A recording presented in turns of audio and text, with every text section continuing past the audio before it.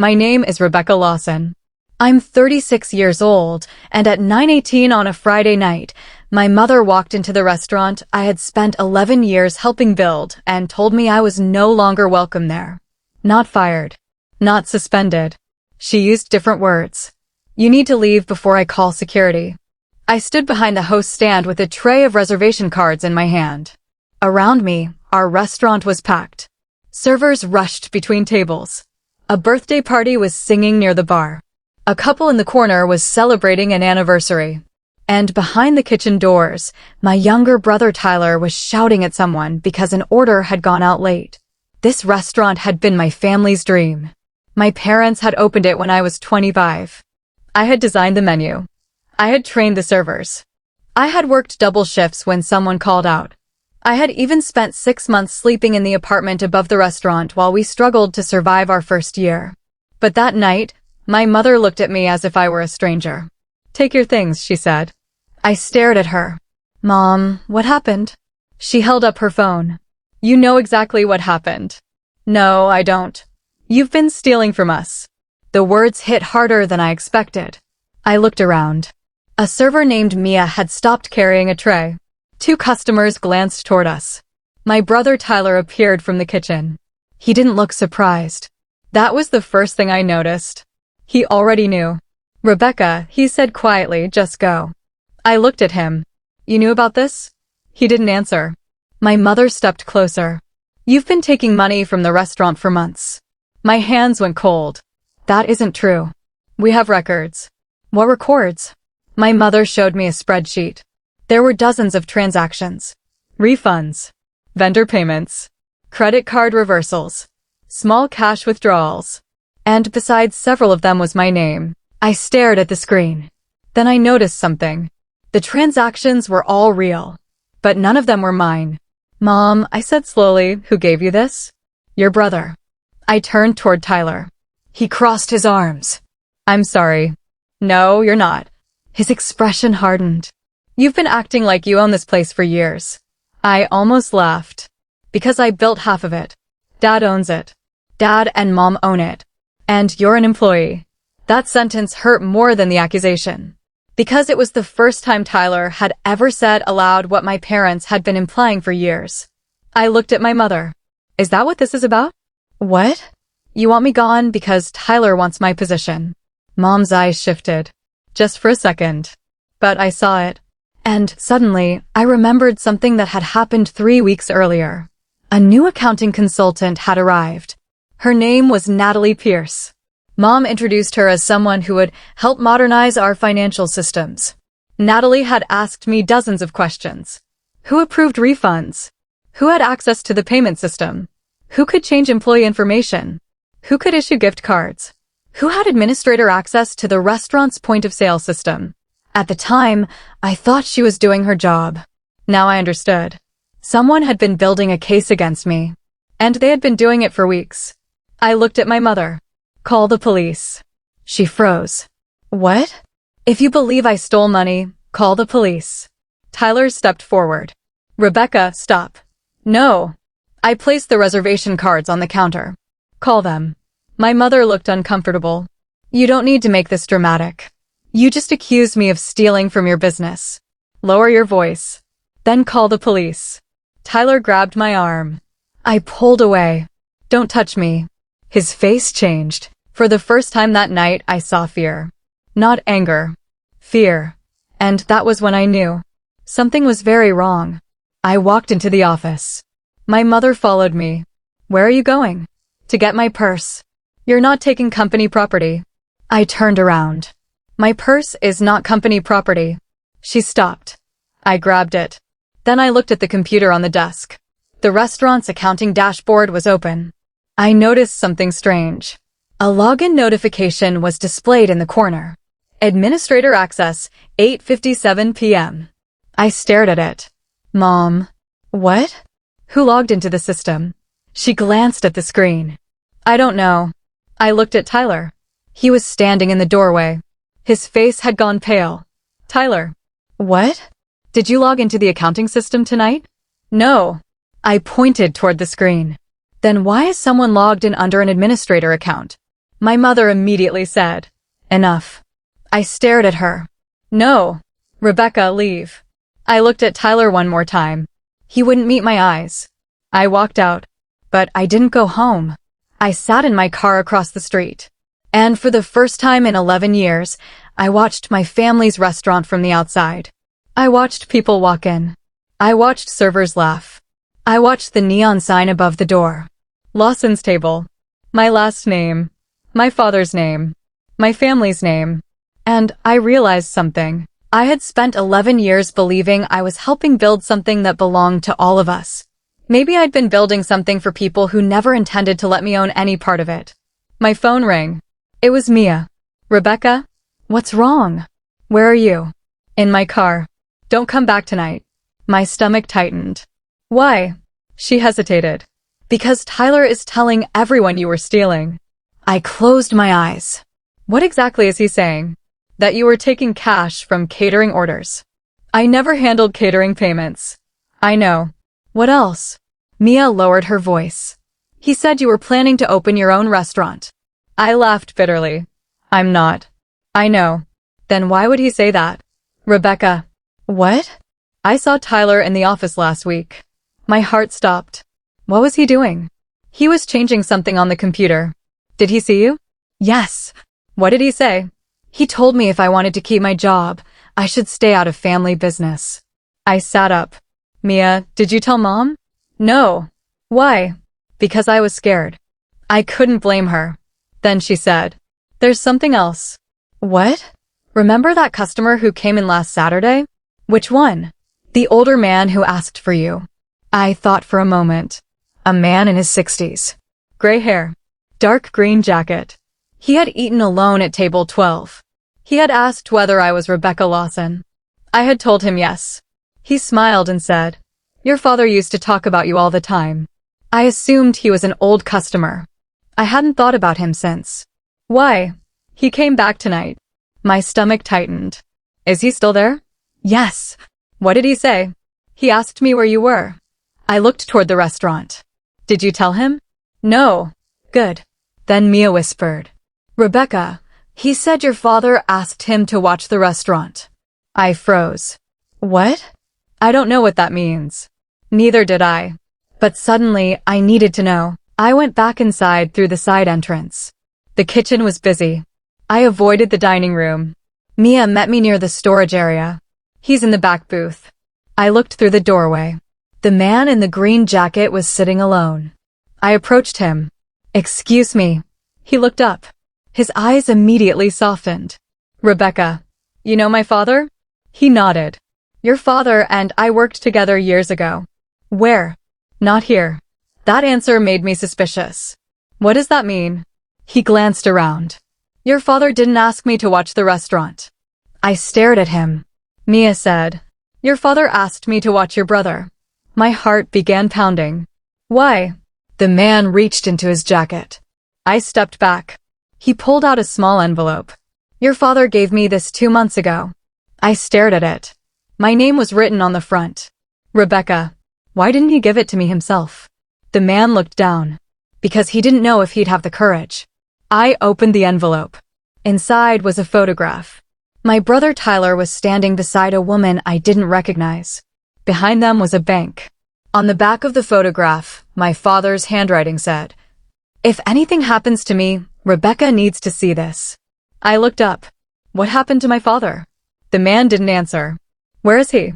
"Your father had a stroke last week." The room seemed to tilt. "What?" "He's in the hospital." My mother had told me Dad was visiting relatives. She hadn't told me he was in the hospital. I stared at the photograph again. "Who is she?" "Her name is Natalie Pierce, the accounting consultant." My hands started shaking. "She works for us." "I know." "Why is she with my brother?" "Because your brother hired her." My mind raced. Mom said she hired Natalie. The man shook his head. "Your mother didn't." I looked toward the dining room. "What are they doing?" "That is what your father wanted you to find out." I stared at him. "Who are you?" "My name is Harold Bennett." "Why should I trust you?" "You shouldn't." That answer surprised me. He continued. "Your father told me not to ask you to trust me." He told me to give you the evidence and let you decide what to do. I looked down at the photograph. What evidence? Harold reached into his bag. He placed a small flash drive on the table. Everything your father collected. I stared at it. What is on it? Bank records, emails, payment reports, security footage. I looked at him. Of what? Your brother. I took the drive. But before I could ask another question, someone shouted from the kitchen. Rebecca, Tyler. I turned. He was standing at the entrance. His face had gone completely white. His eyes were fixed on Harold. Who is that? I didn't answer. Tyler walked toward us. Rebecca, you need to leave. Harold stood. Tyler stopped. They stared at each other. Then Harold said, You're making the same mistake your father warned me about. Tyler's expression changed. You don't know what you're talking about. Harold smiled. I know exactly what I'm talking about. Tyler looked at me. Give me the drive. No. Rebecca. No. His voice dropped. Do you know what you're doing? Yes. I put the drive into my pocket. Tyler stepped closer. You're going to destroy this family. I looked at him. You accused me of stealing from Mom and Dad. Because I had evidence. You fabricated evidence. His jaw tightened. Prove it. I smiled. That's what I'm going to do. I walked out. The next morning, I went to the hospital. My mother tried to stop me. Your father doesn't need stress. Why didn't you tell me he had a stroke? He asked us not to.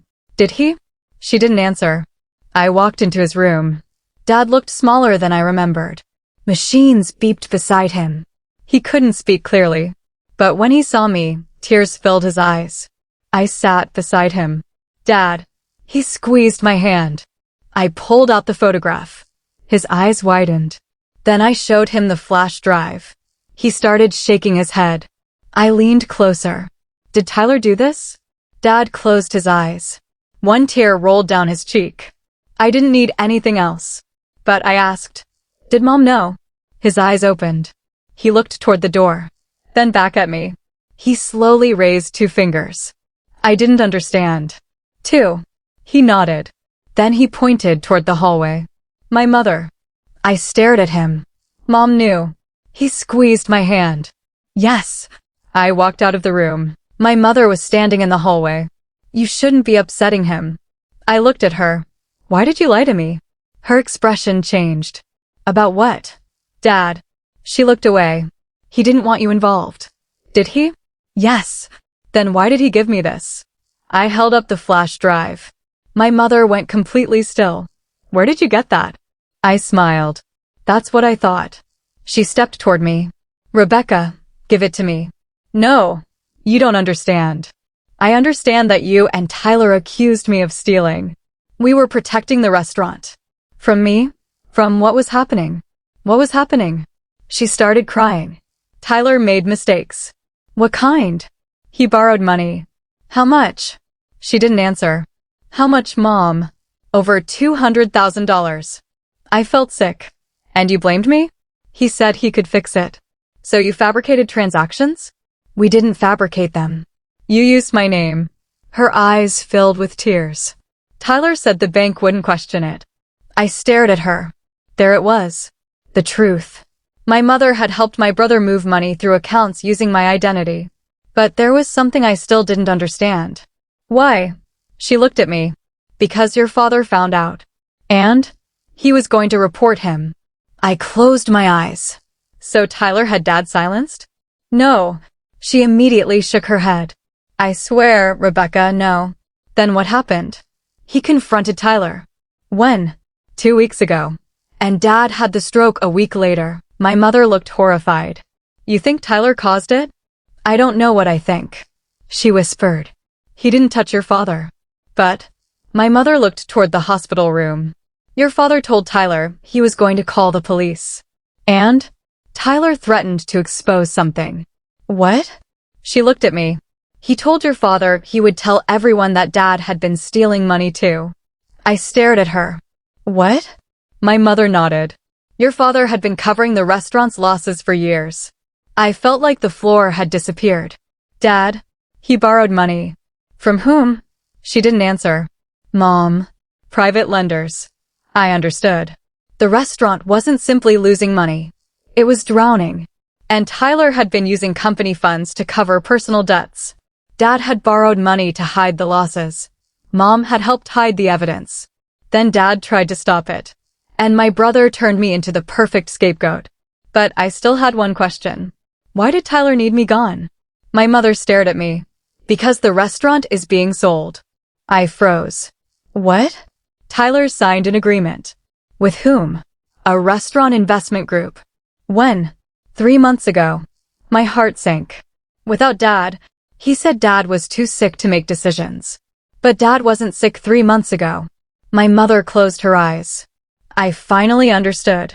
Tyler wasn't trying to save the restaurant. He was trying to take control of it. And I was the only person who could challenge him. I left the hospital and went straight to my lawyer. We opened the flash drive. There were hundreds of files.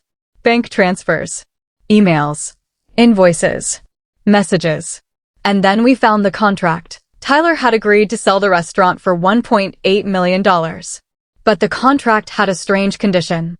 The buyer would only complete the sale if Tyler became sole managing owner. My lawyer stared at it. Your brother can't do this. Why? Because your parents own the restaurant. Then why did he sign it? Because someone gave him reason to believe he could. I opened another file. It was an email from Natalie Pierce. Once Rebecca is removed, the ownership issue becomes easier. I stared at the screen. My lawyer leaned forward. Who's Natalie? The consultant. She's not an accountant. What? I opened her employment documents. Her credentials were fake. Her address was a mailbox. Her company had been created 4 months earlier, and the bank account receiving her consulting fees belonged to Tyler. My lawyer looked at me. This is organized. I nodded. It is. Then I found something even worse. A message from the investor. We need the Lawson family to resolve internal disputes before closing. Rebecca cannot remain involved. I stared at the screen. They hadn't randomly chosen me. They had deliberately removed me. Because I was the only family member who knew how the restaurant actually worked. I knew the vendors. I knew the books. I knew the employees. I knew which contracts were real. And I knew my father would never voluntarily sell. Tyler needed me gone. My mother helped him. Natalie built the financial story. And Dad had tried to stop them. The next day, I called the investor. He answered. Rebecca, you know who I am. Yes. You know your deal with my brother isn't legitimate. Silence. What makes you say that? Because my parents own the restaurant. We have documents. Documents created using fraudulent financial records. He stopped speaking. I continued. Your consultant is being investigated. That got his attention. I'm not involved in whatever family dispute you have. You will be if you complete that transaction. I hung up. Then I called the police. Not because I wanted revenge. Because I finally understood the difference between protecting my family and protecting people from consequences. The investigation moved quickly. Natalie disappeared. Tyler was confronted with the evidence. My mother gave a statement. My father, once he recovered enough to speak, confirmed everything. Tyler had used restaurant money to pay personal debts. He had falsified records. He had created the fake consultant. He had attempted to manipulate the restaurant's ownership. And he had deliberately allowed my family to believe I was stealing. The investor withdrew. The sale collapsed. And Lawson's table stayed open. But nothing was ever the same. My mother apologized. Not immediately. At first, she tried to explain. Then one evening, she finally stopped. I was afraid, she said. Of Tyler. Of losing everything. I looked at her. You almost lost me. She started crying. I know. That was the first time she said it without defending herself. Tyler was removed from the restaurant. He faced legal consequences for the financial fraud.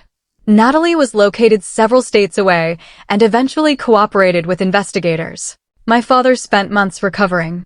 When he was finally strong enough to return to the restaurant, he asked me to sit with him after closing. The restaurant was empty. The lights were dim. The same place where my mother had once told me to leave. Dad looked around. You saved this place. I shook my head. No. He looked at me. You did. I didn't save it. Then what did you do? I looked at the empty dining room. I stopped letting you destroy me to save it. Dad's eyes filled with tears. I should have protected you. Yes. He nodded. I should have believed you. Yes. I don't expect you to forgive me. I looked at him. Good. He almost smiled. Then he asked, do you still want to work here? That question surprised me. For 11 years, I would have answered immediately. That night, I didn't. I looked at the restaurant. Then I said, not like before. Dad nodded. What do you want? Ownership. He stared at me. 50%. He smiled faintly. Your brother will never agree. Your brother doesn't own this place. Dad looked at me.